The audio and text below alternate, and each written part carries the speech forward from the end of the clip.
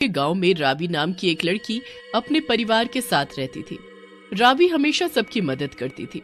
वैसे तो वो अपने परिवार के साथ हंसी खुशी रह रही थी, पर अचानक से एक दिन उसके पापा का काम के सिलसिले में शहर में ट्रांसफर हो जाता है और उनके पूरे परिवार को शहर में ही शिफ्ट होना पड़ता है।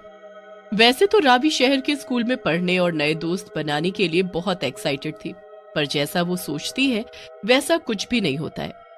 रावी के पिता को जो घर उनके ऑफिस की तरफ से मिला था वो किसी महल से कम नहीं था, पर वो घर दिखने में बहुत सुनसान और डरावना था।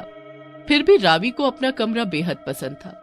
कुछ ही दिन में रावी के पिता उसका एडमिशन घर के पास स्कूल में ही करा देते हैं, पर जैसे ही स्कूल में रावी का एडमिशन होता है, रावी की तो मानो जिंदगी ही बदल जाती है। उसका कोई दोस्त भी नहीं बन पाता, बल्कि सब बच्चे उसके नए होने की वजह से उसे परेशान करने लगते हैं और उससे अपना काम कराते हैं। ए रावी, चल हमारा होमवर्क कर दे और कल हमारे लिए टिफिन में अपनी मम्मी से कुछ अच्छा पैक करवा के लाना। हाँ रावी, अगर तू हमारा काम नहीं करेगी तो हम भी तुझसे कभी दोस्ती नहीं करेंगे। तभी टीचर वहाँ आ जाती है और सब चुपचाप बैठकर पढ़ने लगते हैं। इतना ही नहीं, रावी के घर पर भी आए दिन कलेश होते रहते थे। रावी के पापा के नए दोस्तों की वजह से उन्हें शराब की लत लग जाती है और जब देखो तब वो बाहर से शराब पीकर घर आना शुरू कर देते हैं। इसी तरह घर में उसके मम्मी पापा का हर रोज झगड़ा आम बात हो जाती है। रावी अपने घर में भी बस चुपचाप अपने कमरे में बैठकर रोती रहती थी। नया शहर, नया घर, नया स्कूल और उसके बाद घर में मम्मी पापा के झगड़े। रावी इन सब बातों से बेहद परेशान रहने लगी थी। एक दिन अपने माँ पिताजी को झगड़ते देखकर वो अपने कमरे में जाकर जोर जोर से रोने लगती है कि तभी उसे किसी के हंसने की डरावनी आवाज आने लगती है। धीमे धीमे वो हंसने की आवाज तेज होने लगती है। रावी रोना बंद कर देती है और इधर उधर देखने लगती है। तभी अचानक से उसके कमरे की लाइट्स अपने आप बंद हो जाती है।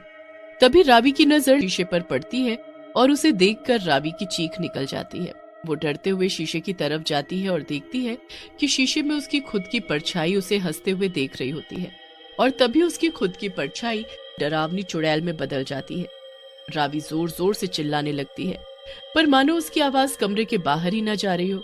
कोई उसे बचाने नहीं आता। तभी रावी डरते हुए उस चुड़ैल को पूछती है, भला तुम कौन हो और यहाँ क्या कर रही हो? क्या तुम मुझे मारने आई हो? नहीं, मैं तुम्हें मारने नहीं आई। ये मेरा घर है और मैं अपने ही घर के इस शीशे में कई सालों से कैद हूँ रावी। भला मैं तुम्हें कैसे मार सकती हूँ? मैं तो तुम्हारी मदद करना चाहती हूँ। तुम्हारा घर और तुम मेरी मदद करना चाहती हो? मुझे कुछ भी समझ नहीं आ रहा। ये घर और ये शीशा दोनों ही शापित है। एक तांत्रिक ने मेरे ही बुरे कर्मों की वजह से ये श्राप दिया था। यही नहीं, जो भी इस घर में रहेगा वो कभी भी खुशी से नहीं रह पाएगा। इसलिए मैं तुम्हारी मदद करना चाहती हूँ। अगर मैंने तुम्हारी मदद की तो मैं भी शाप से मुक्त हो जाऊंगी और ये घर भी। असल में वो चुड़ैल सालों से इस घर में ही आईने के अंदर कैद थी। कई साल पहले जब वो इंसान थी तब वो बहुत अमीर थी, पर उसके अंदर बहुत घमंड था। उसने अपने ही रिश्तेदारों को मारकर सारा पैसा अपने नाम करवा लिया था। एक दिन एक तांत्रिक चुड़ैल के घर के पास से गुजरा और उसे प्यास लगी। तभी उसे ये हवेली दिखाई दी। उसने अंदर आकर पानी मांगने का सोचा और जैसे ही उसने हवेली के अंदर कदम रखा उसे सब पता चल गया कि किस तरह चुड़ैल ने अपने ही रिश्तेदारों को मारकर ये घर अपने नाम किया था।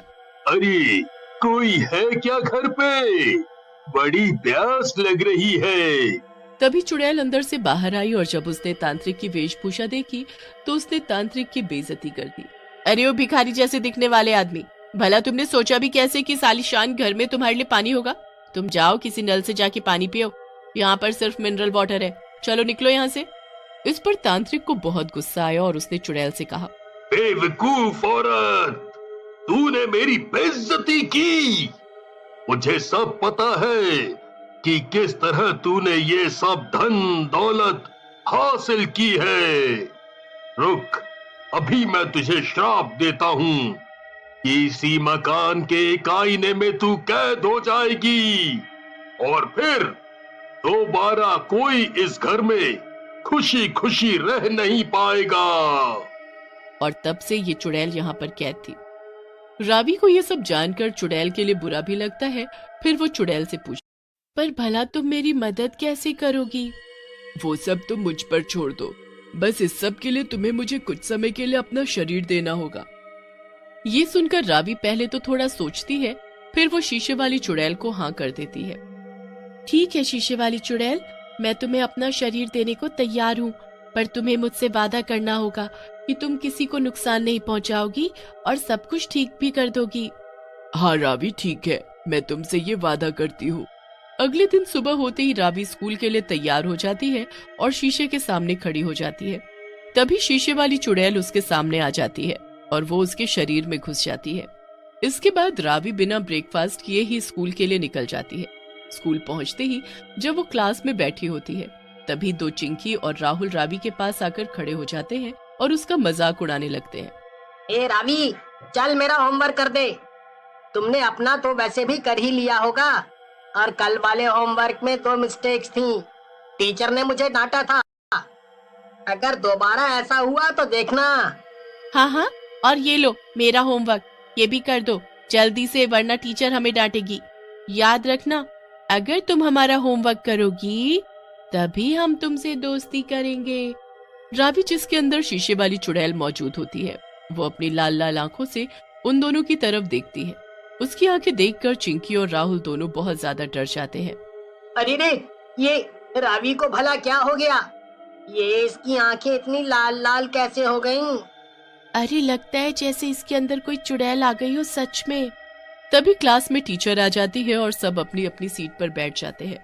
गेम्स पीरियड में जब सब बाहर बैठकर खेल रहे होते हैं तो रावी भी एक कोने में बैठ जाती है कि तभी वो देखती है कि जहाँ पर चिंकी और राहुल खेल रहे थे वहाँ एक बड़ा सा सांप बैठा हुआ था।